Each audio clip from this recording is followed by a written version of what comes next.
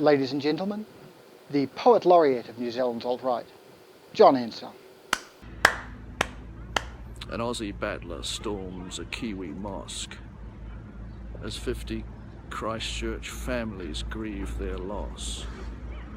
Compassion comrade, quick to seize the day, brands white supremacism not okay. Not all supremacism, only white. A shot aimed at all males on her right. Okay, I'm sorry I made you watch that. I promise I won't show any more John Ensor poetry, not even in the credits this time. But if you want to satisfy a morbid curiosity, the full 8-minute long monstrosity you just saw the beginning of is linked in the description. Following the March 15th shooting at Elnor Mosque, New Zealand's media started to take more of an interest in the far right. Patrick Gower of News Hub did several stories about them, and boy did that tick them off. A Change.org petition was started calling on TV3 to sack Gower, stating that he had attempted to link the shooter to some mythical white supremacist movement and was posting inflammatory lies about normal white people.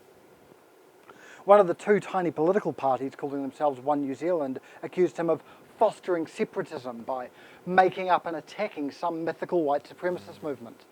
Watch how many times local right-wing YouTuber Lee Williams mentions Gower while speaking at this free speech rally in Auckland.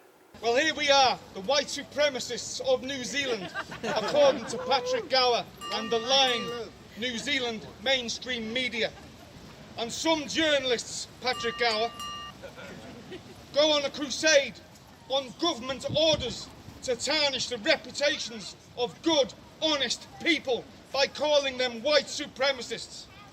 Our governments, our media, our decision makers are lily-livered weaklings. And anyone who's against the demographic and cultural genocide is to be demonised and ruined by the government and their sycophantic journalists in the mainstream media. Patrick Gower. The New Zealand police are quickly becoming tools of the state to intimidate good, honest people in their own homes for their wrong-think political opinions. They are mealy-mouthed cowards desperate to signal their virtue, but are devoid of real virtue, honesty, integrity, or morality. True. This being the same of their lackeys in the mainstream media. Patrick Gower.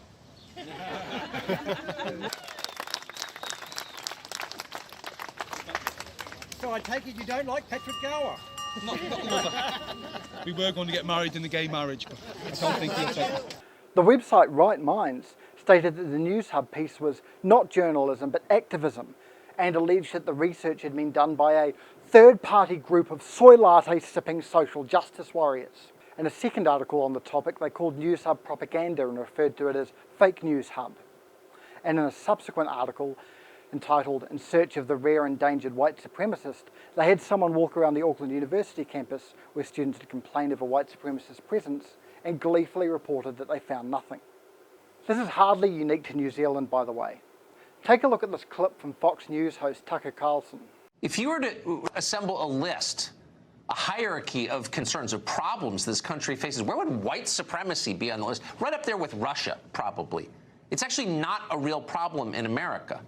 The combined membership of every white supremacist organization in this country, would they be able to fit inside a college football stadium? In an example of the bizarre post-factual world that we live in, former Grand Wizard of the KKK, David Duke, tweeted his support for Carlson's claim, stating, Tucker is right. White supremacy is a Zio-media conspiracy theory.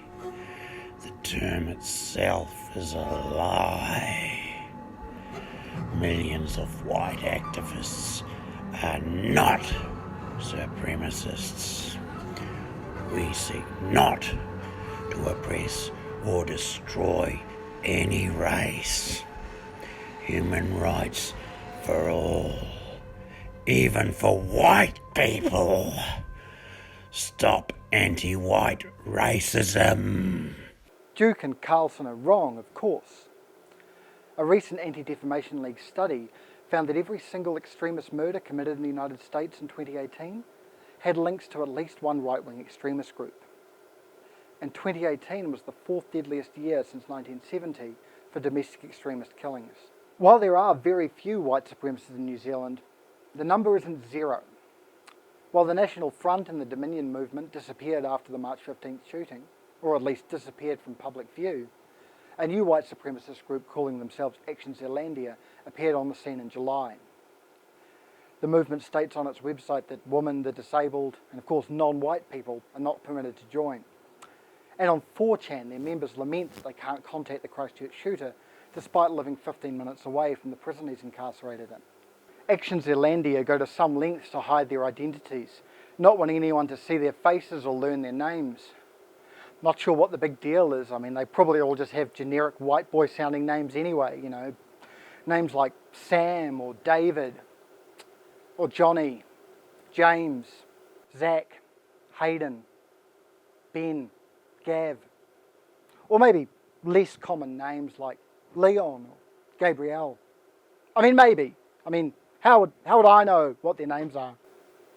Beyond the openly white nationalist members of Action Zealandia, there is a sizable far-right movement who don't call themselves white supremacists. Massey University sociologist Paul Spoonley estimates their numbers at around 250. This could even be an underestimate, as many of the New Zealand-based Facebook pages pushing far-right talking points have follower counts over 1,000. Of course, some of those followers may be overseas, and others may be following for journalistic reasons. Most of the groups and individuals I'm talking about in this video series don't describe themselves as far-right. But I'm going to keep using that term because I think it's reasonable to describe people by their beliefs and actions. The Merriam-Webster dictionary defines far-right as the group of people whose views are the most conservative. And the ADL offers a more detailed definition which can be summed up as the extreme wing of a more mainstream conservative movement. People who advocate a form of conservative nationalism so extreme it calls on New Zealand to leave the United Nations are by definition far-right. For them to claim that they're not is as if somebody was keeping several objects in motion in the air at the same time by repeatedly throwing and catching them, but they insisted we not call them a juggler. Thank you for that visual metaphor. There's a quote that's often misattributed to American novelist Sinclair Lewis, stating that when fascism comes to America, it'll be wrapped in the flag and carrying the cross. Sinclair Lewis never said those exact words, though he did write that the worst fascists were the ones who disowned the word fascism. In this country, there's never going to be a party running in elections calling themselves Fascist New Zealand. But the far right do love to drape themselves in flags. Like these three men here who were photographed at rallies against the UN Migration Compact or supporting British far-right activist Tommy Robinson. You might say that these men are just demonstrating their love of the nation. But if you ask me, wearing the flag as clothing isn't really a right, it's more of a privilege. The kind of privilege that's earned by jumping over a flaming griller on a BMX. Only one person has earned that privilege, and that is New Zealand's greatest stuntman, Randy Campbell. Randy is away! Suddenly, the stunt goes horribly wrong! Randy has badly miscalculated the leap, the landing, and how to ride a bike! Most of the people on New Zealand's far right are not white supremacists. A few of them aren't even white. But having views that overlap heavily with white supremacy often mean these people are side by side. Sometimes literally, like in this picture. The man on the right waving a New Zealand flag is notorious white supremacist Philip Arps, who in 2016 delivered pig's heads to the El Nor Mosque and is currently serving a prison sentence for sharing the live stream footage of the shooting which occurred at that same mosque in March. And the man on the left is Lee Williams, who you're probably starting to recognise by now.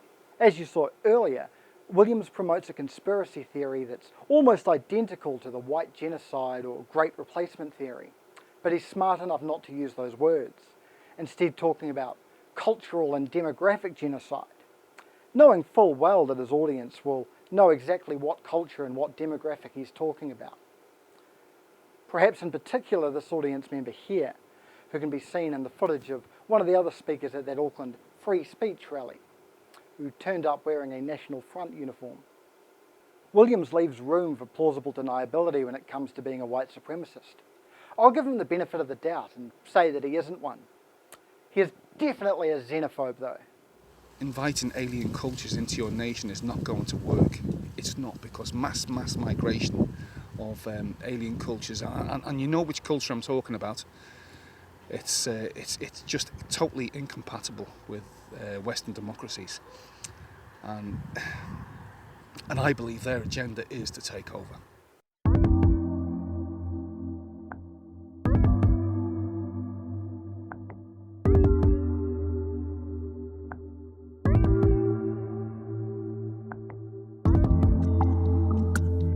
Thanks to all my patrons whose contributions make this work possible.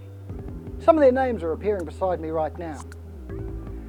And a special shout out to my newest patron who, in an unfortunate coincidence, has the same name as a Nazi general. Unless it's not a coincidence and this is a troll. I really hope this method of trolling doesn't catch on. I mean, nothing makes me more mad than when my political opponents give me their money. I didn't actually keep the money though. I donated it to the Holocaust Centre of New Zealand. I made the donation on the 81st anniversary of Kristallnacht, an event that many historians see as a prelude to the Holocaust. Over those 2 days in 1938, 267 synagogues were destroyed. It's history that's important to remember today when we see something like, for example, a Christchurch businessman threatening to destroy the houses of worship of another religious minority. Never again means never again. So if you're a neo-Nazi or some other flavour of alt-right and would like to indirectly support the Holocaust Centre in New Zealand, my Patreon is linked in the description. And if you're not part of the alt-right and just want to help cover some of the costs involved with making these videos, I welcome your sponsorship as well. I'll see you next time for the conclusion of this series.